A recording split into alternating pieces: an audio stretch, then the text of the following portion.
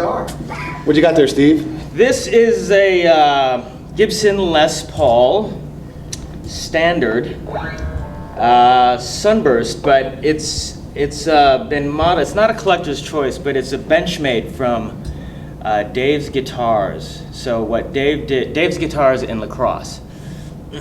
So what he did is he went to Gibson and he said, "Here's my burst," and what they did is they made copies of several of his bursts, and this is one. It's got 57 classics in it. Well, I replaced them. With? Well, it had Burstbuckers in it, and I just put 57 classics in it. But yeah, all the details are all there from his guitars. From Did they chamber them or anything? Or is it... No, it's all solid. This one's about 8.5 pounds. The neck profile is pretty spot on. Yeah, what else can I say? I think the original might be a little less red. So, but other than that, yeah, the flame on. Use this for how much of the night about? This is a good 50% of the night. Once we got this, there was a couple others that Byrne brought down from Dave's Guitars, and the first go around, they always come meet us at a show that's nearby. So They're like drug dealers. yeah, they know that we kind of jones on the road, and if they come by with like an SUV full of guitars, like they're gonna end up leaving 2 or 3 or maybe sometimes more. Yeah. So yes. But this one, the time before this one, I passed on a couple 59 reissues, and this time he brought us to his house and he had them all lined up on his living room couch. So we went through, he grabbed a 60, I grabbed a 59 reissue, and yeah, and I haven't really put it down. It's like my go-to guitar now. So yeah. Well done, Steve. Hey, that's why I'm here. Keith. This is a 1957 Les Paul Junior in the preferred TV yellow finish.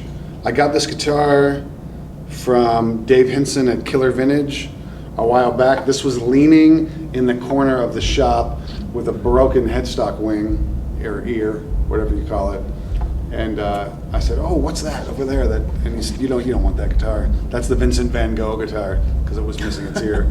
And I said, "Oh, maybe I do want that guitar. Let's plug it in." And we plugged it in, and it sounded pretty good. So I left with it that day and sent it off to the good folks at the Gibson Restorations Department in Nashville, Todd Money and the guys down there. Thank you, Todd Money. Thank you, Todd Money. And he did a wonderful job of replacing the ear, matching the paint, and then I had Jim Foote in Southern California do a great refret on it, and so this is my main open G slide guitar every night.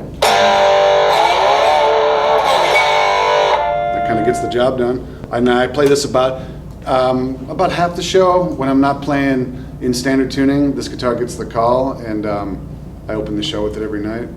It's been out with you for several years? It's been out with me for quite a while, yeah.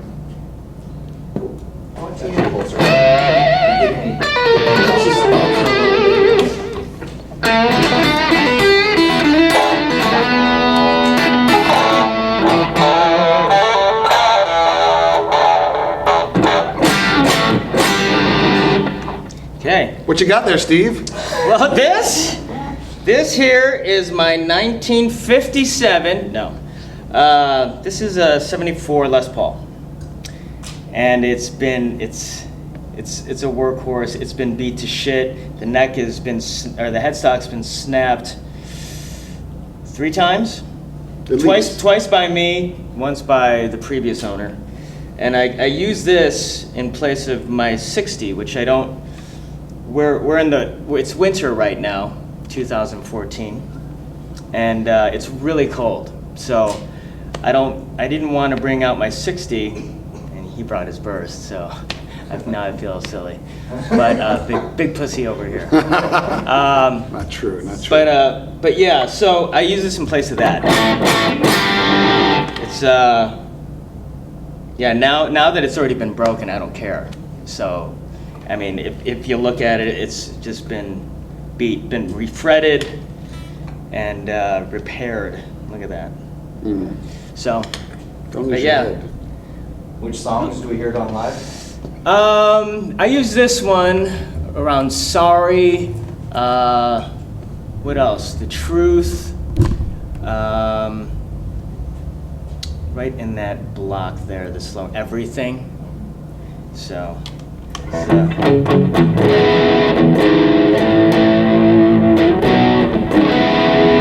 Yeah, and it stays in tune. Always Most of the awesome. time. Yeah. So, what do you got there, Keith? Funny you should ask, Oh Steve. my goodness! This is, everyone. Avert your gaze. This is Lewis. It's my 1959 Sunburst Les Paul. I've had this guitar. I got this guitar during the making of the Confessions record, which I had a burst before, and I kind of moved that burst into this guitar. I got this from Drew Berlin, a well-known vintage guitar dealer, and I don't know what else to say about it except it. I decided finally to take it on the road after much,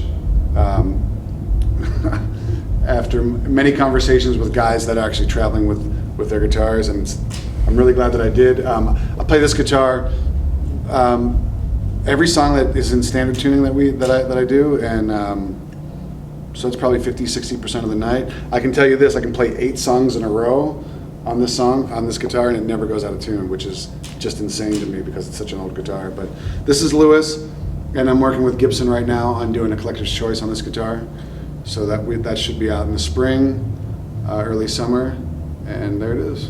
Why is it named Lewis? It's named Lewis because of an inside joke between myself and Andrew Berlin, the guy that I purchased the guitar from. Andrew and I have known each other going back to the early 90s, where we both worked in a retail store in Southern California, and we would always call each other Lewis. So when I got a burst off of him, I named it after him.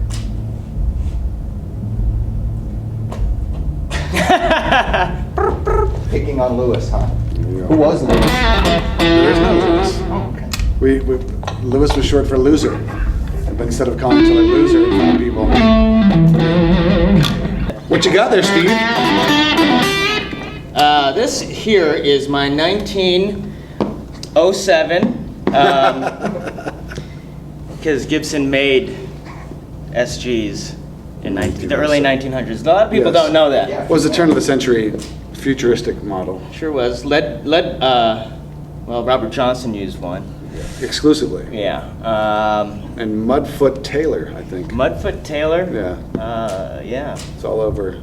Anyway. He was the first guitarist to actually multi-track himself, so he would. Yeah, because they were multi-track recorders. Exactly. Yeah, this is a newer, I don't know what year this was, but it's a Custom Shop SG. And I went through a period where that's all I was getting, because I was just getting SGs because I think on the first tour, just carrying a Les Paul, I had a heavier Les Paul, and that was the Forever tour. We did like a million shows on that tour.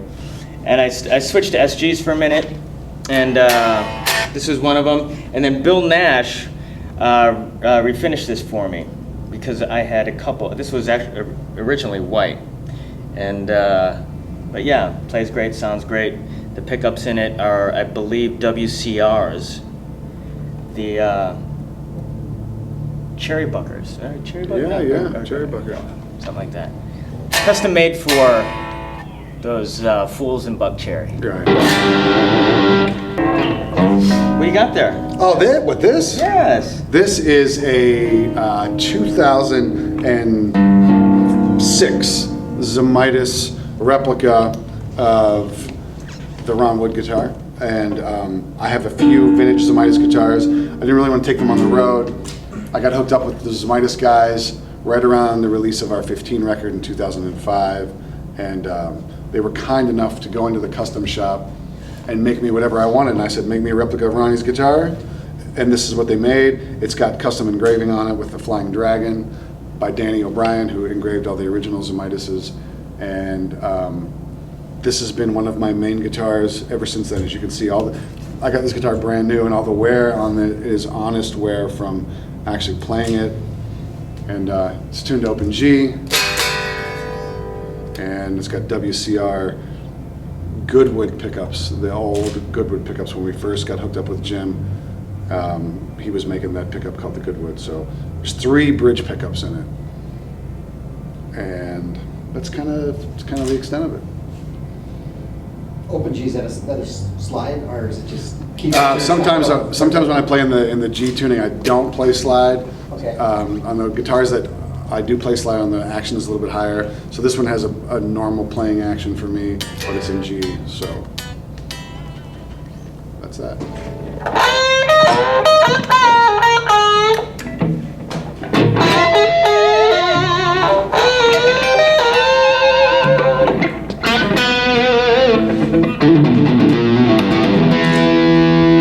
Hey, Steve. What you got Hi, there? Keith. What you got there, buddy? Well, this is my old trusty 59 reissue. Is this a pair of tobaccoburst guitars? Oh my. Well, it appears so. Oh my. This one here is there's nothing, I just something that I really connected with. And right at 15, we were touring, and there's a lot of spare time before and after shows. And this is when I started getting a couple dollars in my pocket. And I was on eBay, like, all day. And all night in my bunk. And I was looking for a guitar that was reminiscent of Joe Perry's back in the 70s. This is before the Joe Perry burst came out. So, and this guy had bought a reissue, refinished it, and put, this is all crazy parts, Okay. and DMC, and all that replica hardware. And for 59, it's a pretty plain top. So, I don't know, I just love it. So It's awfully great. swell. It is. I dig it. Yeah. Hey, what do you got there? Funny you should ask. Well, tell me about it. This is a Gibson R9 historic reissue. I walked into the Gibson store in Nashville many years ago and saw this hanging on the wall. And it was a different color at the time, but the flame was big, and I loved it. I pulled it down, I picked it up and played it, and I said, "You must leave with me." And so I own this guitar. And after playing it on the road for about a year, I sent it over to Dave Johnson at Dave Johnson Restorations, and he did. I asked him for a nice 2-color sunburst, and he reshaped the neck and reshaped the top and does what Dave does so well, and sent me back this awesome guitar. This has Sheptone humbuckers in it, which to me, his tributes, which to me are very, very PAF-like. And this is the one that I play should my burst go out of tune. This is the one. Or if we travel overseas and I don't fly with the old stuff, then this is the one that does all the heavy lifting every night. Speaking of, what does it weigh about? This is about 8.8 pounds, right under 9 pounds. Yeah. You guys used to balance single coil, and one was playing singles, one was playing. We did. Humbuckers, you flip. Yeah. You guys are you still conscious of that? Are you both running humbuckers throughout the It changes a lot. Like at one point we were traveling with a ton of guitars, where every song we were playing something, a different guitar, and there were a lot more Fenders, and you brought up Ricks. Yeah. Or I would play, juniors or something like that. So we would consciously kind of, keep a humbucker if a guy was using a single coil, but or a P90. But I think these days we just go for it. You know what I mean? Yeah. I found that ever since I started traveling with the burst, most of the stuff that I was using a single coil for, I can get a very similar kind of clean sound with the burst just by using the volume knobs and in the middle position and stuff like that. So that guitar has just proved really versatile to me and really made me think of Les Pauls in a different way. And talk about your amps, because that would be the difference between getting lost in each other and not, right? Yeah, Yeah. I am using a vintage 73 Marshall 50 watt small box, and that's going through a 412 cabinet, and then I add to that the Dr. Z Rec, which is kind of like an AC30 on steroids. It can really go beyond the limits of what an AC30 does. So between the Marshall and the Vox together, I get a cleaner, more almost brighter, janglier sound, as opposed to what Stevie's running on the other side. I'm running, I was running 800s in stereo, and this tour,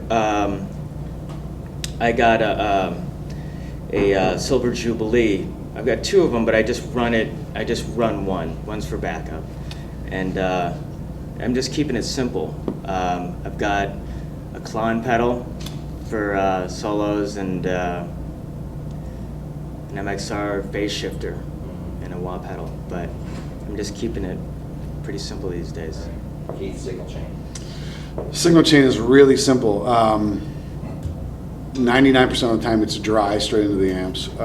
Overdrive for solos is a Keeley modded Boss Super Overdrive set on clean boost, and that seems to get the sound a little bit fatter and up over the top and drive the amp a little bit harder on the front end. And then MXR carbon copies in stereo in delay, delays both set to different times to get a little bouncing going on between the two amps. And a brand new phase 90, and that's really the bulk of the effects. But like I said, everything's true bypass. So, and I'm back to using a cable instead of a wireless, Why? because I just thought, every time my wireless goes down and I would get a cable in an emergency, I'd plug it in and go, oh, that sounds awesome. Why am I not using a cable all the time? So I just went back to a cable. Playing a burst out there, why would you risk any Yeah. of your tone in it? So just trying to get the most pure thing going on. I mean, it's going to go through the PA eventually, so I realize that the majority of that is just for my own amusement, but we live on the road and we play so many shows that I like having, my old guitars and my old amps, and, I like feeling it when I'm doing it. Apple. Stevie's going to solo in the key of A, but I'm going to play it in the key of G. And we're both going to solo at the same time.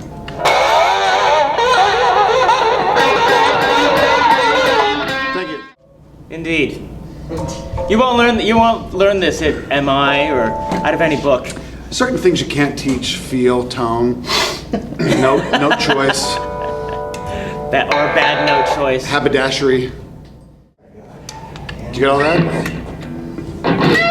You gotta have an outtakes reel.